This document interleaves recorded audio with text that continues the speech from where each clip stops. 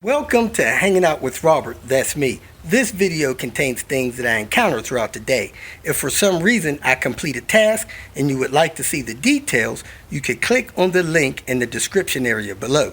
This video also contains tips and tricks that I learned throughout the years. I plan on leaving this video accessible for about 30 days.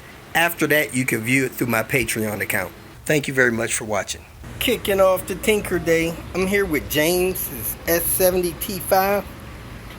Said he needs a brake job, blend door motor, and his turn signal won't turn off, so I brought a clock spring for that.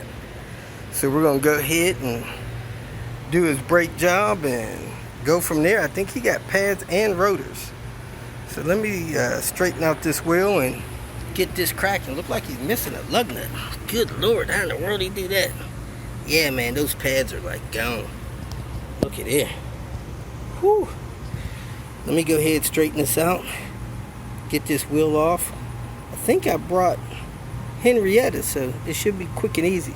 I'm gonna try to clip this plastic back in here too while I'm here.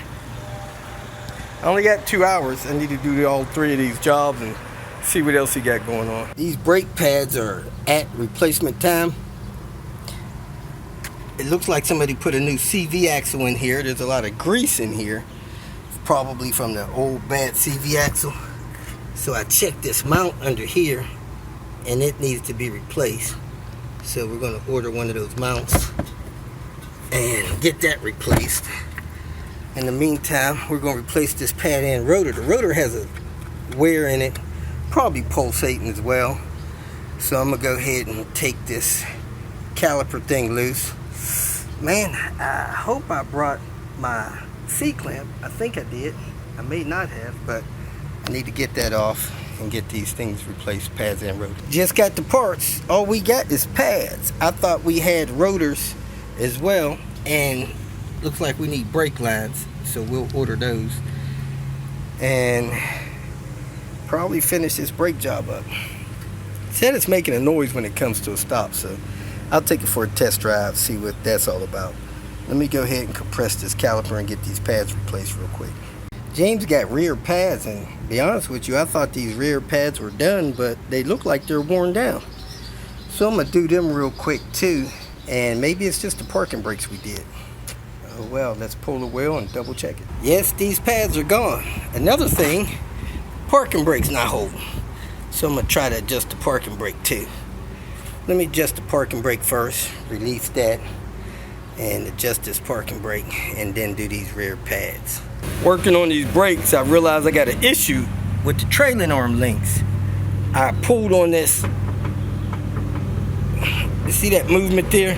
Shouldn't be there. And that trailing arm is moving on the other side. So I got to get over there, see if that thing is broken or just loose after I get this brake back together. Notice that this rear tire is not wearing evenly, like it's out of alignment. And if that piece over there is loose or broken, that will cause an alignment issue. Yes, this thing is totally rusted away and broken. So we need to get one of those replaced. Passenger side. Fun, fun, fun. Oh wow. Interesting. Tailpipe's gone. So we need a tailpipe on this car too. Rear spring bump stops. And we need this piece for the tank, this fuel tank protector piece. That's rusted away. And this bracket seems to be rusted away for this tailpipe hanger. Both of these rear tires are old and cracking, so they're probably not getting good traction in the wet weather. See all that cracking in that sidewall and on the edge of the tread? They need to be replaced. This one's 5 years old. The one on the other side is 6 years old. Got a CV axle boot and a inner tie rod, and steering rack's actually leaking and the boot's loose. So it's probably gonna need a rack within the next 6 months to a year, and it's tearing up that anti-sway bar bushing. Oil getting on anything tears up bushings. So let's finish putting this together and get on the inside. Got a few rivets missing here. One of the lug nuts fell out before I could get it in and tight, and I noticed the thing is cracked. Probably about ready to break off. It's a good thing that thing didn't go in. Look at, oh shoot, just broke it off with my hand. Let me check these other lug nuts and see if any of the other ones are damaged. I have a bunch of lug nuts at home, so I'm gonna give him one of my lug nuts, get this car down and torque these wheels. He said one of these lug holes has a lug nut broke off in there. So somebody torqued these things on and over torqued them and broke a couple of the lug nuts. So I'm gonna pull these lug nuts off one by one and see if I can figure out which one it is. I might have pushed it through the hub and it may be falling in there, but we'll see. Looks like that rim is bent too. Somebody got a good hit on that rim right there. And let me work on his defrost. He says not working. His steering wheel, the turn signal thing's not cutting off, so I got a clock spring with me. I bet it's this one right here, because this one don't seem like it's going in right. Let me pull that one out and see if there's something behind it. It looks clear too. I don't know what's going on with this thing. Looks okay. Oh man, how crazy is this?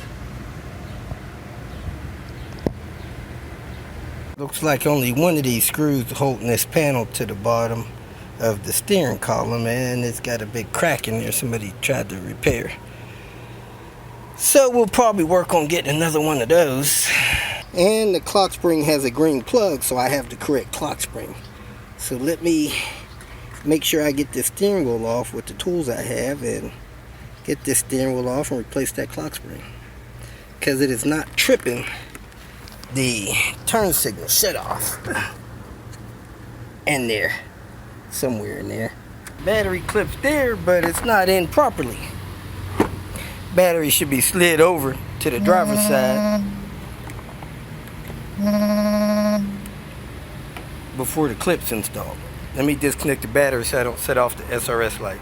Looks like it's time for some heater hoses on this thing. Those things look like they're about to let loose any time now. What's going on over here? Cap looks good, but it's got a bunch of white crap on there. Oh, the cap is split on the side. Need a new reservoir cap. And the spring seat over here is splitting. Yeah, this car is almost needing a makeover. Yikes. Not sure how well this is going to work. I didn't know it, but one of these arms is broken off of this clock spring, where this one has both of theirs. So I'm going to replace it anyway, because I know that one is not returning. And you want this thing here to hit this clicker there to cause that thing to trip. The biggest, most common problem with these clock springs is the fact that the mounts are busted, and surprisingly the mounts are in good shape on both of these clock springs. One of the few steering wheel columns that locks in place, so got that done. Next, we're trying to figure out why we can't get defrost on here. Now I think there's two blend door motors on this side and one on this side, so I'm gonna reach up high and unplug the one on this side and test the blend door motor that I have to see if it'll change directions, and if it will, then I'll reach up here and replace this blend door motor on the driver's side. Let's see here. We got a blend door motor right there, and let's see if we got one up high on this side. Yep, one right here and one right here. So I'm gonna unplug this one and then run my motor on it and see if it changes directions. A bracket on Elizabeth's heat press kind of fell apart. The screws stripped out of the controller casing, so I had to find some screws, and they're not sitting level, so I'm gonna grind them down with the grinder. May have to take them off to grind them down. Though, you doing okay? What you doing down here? You came down to say hi? If you feel that this information was useful, please like it and share it with your social media friends. You can subscribe to my channel so that you will get notifications of future videos that I post. You can follow me on Twitter, and if you need to contact me directly, please visit my website. And if you have any questions, leave them below, and someone or myself will reply to them. Again, thank you very much for watching.